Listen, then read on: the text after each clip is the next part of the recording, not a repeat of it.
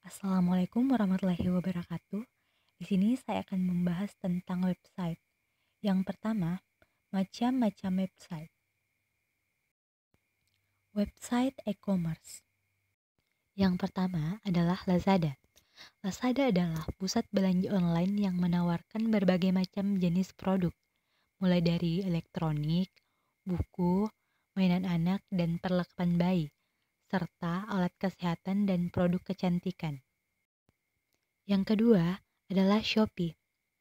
Shopee adalah pusat belanja online yang menawarkan berbagai macam jenis produk, sama seperti Lazada.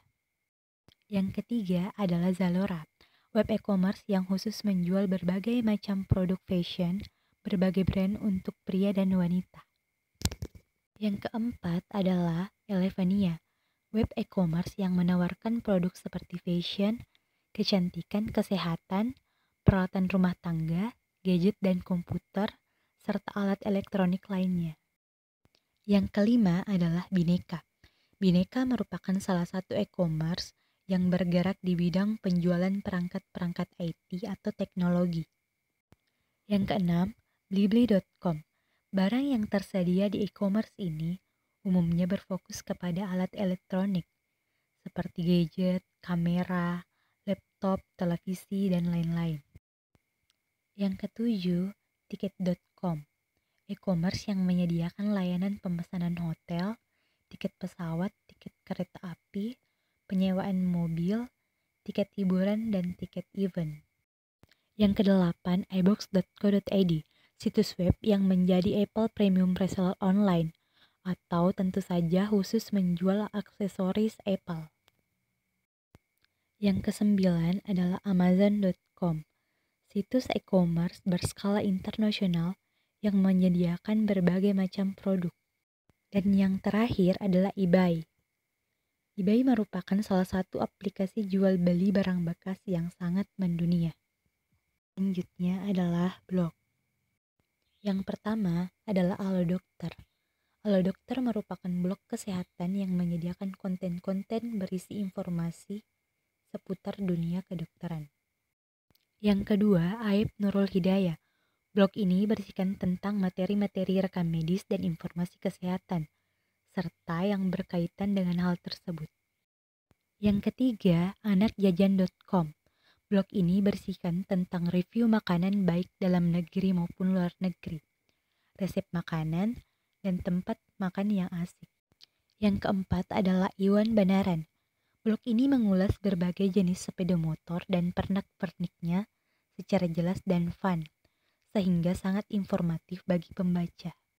Yang kelima adalah Dunia Psikologi. Blog ini berisi tentang kumpulan tips-tips, artikel psikologi, dan e-book psikologi.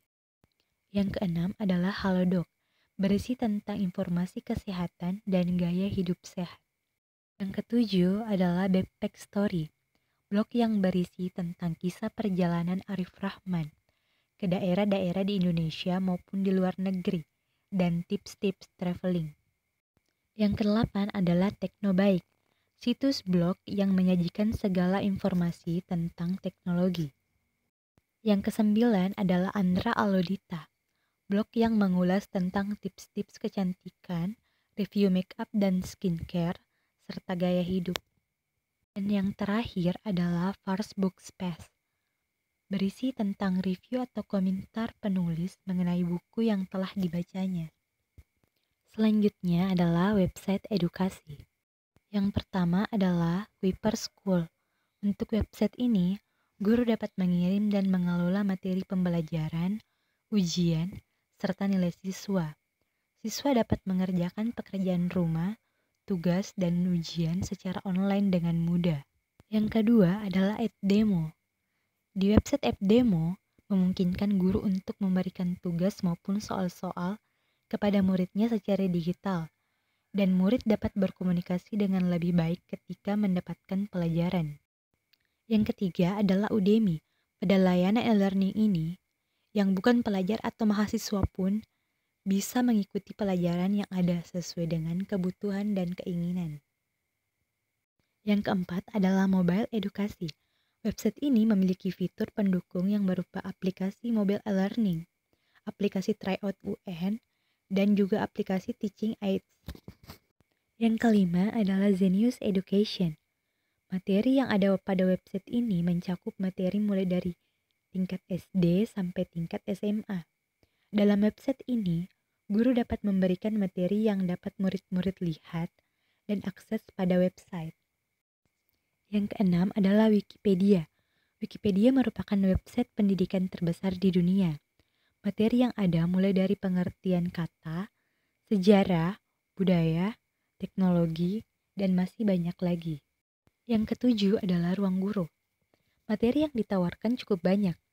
Siswa juga dapat belajar dengan guru-guru profesional di bidangnya yang akan memberikan pelajaran dan juga pembahasan materi melalui video. Yang kedelapan adalah Google Books. Seperti layaknya perpustakaan, Google Books juga menyediakan berbagai jenis buku yang bisa dibaca secara digital atau dalam bentuk soft copy. Yang kesembilan adalah edukasi.co.id. Situs ini diperuntukkan untuk pelajar SMP dan SMA dengan materi yang sesuai dengan kurikulum yang diajarkan di sekolah. Dan yang terakhir adalah Rumah Belajar Kemendikbud. Pada website ini, para guru dapat berkontribusi dalam membuat media pembelajaran sendiri yang nantinya akan ditampilkan pada portal Rumah Belajar ini. Selanjutnya adalah website berita. Pertama adalah tribunnews.com, menyajikan berita terkini Indonesia, daerah, olahraga, sepak bola, seleb, dan lifestyle. Kedua adalah detik.com, indeks berita terbaru hari ini dari peristiwa, kecelakaan, kriminal, hukum, berita unik, dan lain-lain. Yang ketiga adalah liputan6.com, berisi tentang kabar terkini di dunia, situs terpercaya seputar politik, peristiwa, bola, hingga teknologi. 4 adalah kompas.com, kabar harian terbaru terpercaya, terlengkap seputar politik, ekonomi, travel, teknologi, otomotif, dan lain-lain. Yang kelima adalah sindonews.com, situs berita terbaru seputar Indonesia dan internasional. Yang keenam adalah kumparan.com, media berita kolaboratif terkini Indonesia hari ini yang menyajikan informasi news, sepak bola, ekonomi, dan politik. Ketujuh adalah fifa.co.id, berisi tentang berita harian terkini yang menyajikan berita dan kabar terbaru seputar politik hingga berita lifestyle dan olahraga. Yang kedelapan adalah merdeka.com, berisi tentang berita politik, ekonomi, hukum, kriminal, olahraga, teknologi, dan otomotif. 9 adalah cnnindonesia.com, menyajikan berita terbaru, terkini Indonesia seputar nasional, politik, ekonomi, internasional, hiburan, dan gaya hidup. Dan yang terakhir adalah tirto.id, menyajikan tulisan dan infografik berita nasional dan internasional serta analisis berdasarkan fakta dan data. Selanjutnya adalah website komunitas online. Yang pertama adalah Kaskus. Jutaan orang menggunakan Kaskus untuk mencari informasi, berbagi hobi, bergabung dan berinteraksi dengan komunitas.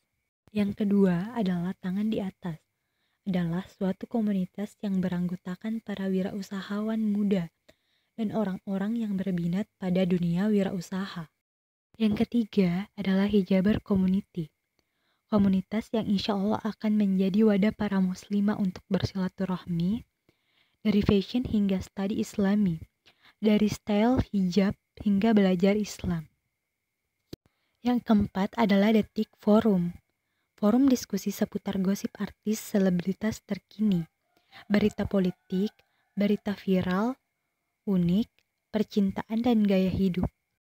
Kaskus, forum diskusi untuk para penggemar jalan-jalan, tempat berbagi ulasan tempat wisata dan tips berwisata. 6 adalah diskusi web hosting, forum hosting, internet dan programming terbesar dan nomor 1 di Indonesia. diskusi untuk solusi masalah dan perkembangan cloud hosting Indonesia.